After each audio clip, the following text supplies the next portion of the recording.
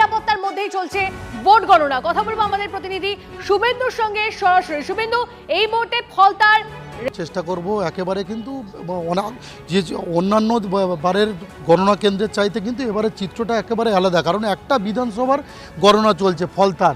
আমি চিত্রটা দেখাচ্ছি, একেবারে ওই যে ভবনটা, একদম ওই ভবনের মধ্যেই গণনা চলছে। কড়া নিরাপত্তায় মুড়ে ফেলা হয়েছে, পুলিশ, কেন্দ্রীয় বাহিনী, জওয়ানদেরকে এখানে ঘোরাঘুরি করতে দেখা যাচ্ছে এবং কড়া নিরাপত্তার মধ্যে চলছে।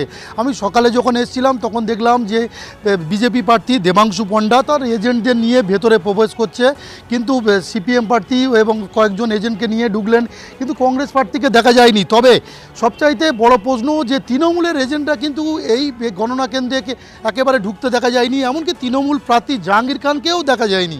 ফলে ভোটের ঠিক দুদিন আগে মঙ্গলবার তিনি ঘোষণা করেছিলেন যে লড়াই থেকে সরে দাঁড়াচ্ছেন, কিন্তু তারপর থেকে যেমন জাহাঙ্গীর খানকে দেখা যায়নি।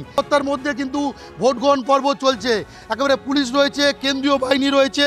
তুমি জানো যে ফলতার যে পুনর্নির্বাচন সেখানে নির্বিঘ্নে হয়েছে, মানুষ অবাধে ভোট দিয়েছে, খুশির আবহে ভোট দিয়েছে, কোনো গণ্ডগোল হয়নি এবং দু চারটা বিক্ষিপ্ত ঘটনা ছাড়া কিন্তু মানুষ সন্ধ্যের পর কিন্তু বিজয় উল্লাস করেছে।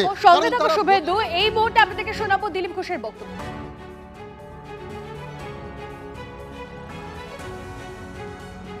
বেশ, দিলীপ ঘোষের বক্তব্য আমরা শোনাবো আপনাদেরকে। তার আগে এই মুহূর্তে আপনাদেরকে জানিয়ে রাখি, সেখানে বিজেপি কর্মী সমর্থকরা পৌঁছেছেন, তাদের কি বক্তব্য এই মুহূর্তে আসছে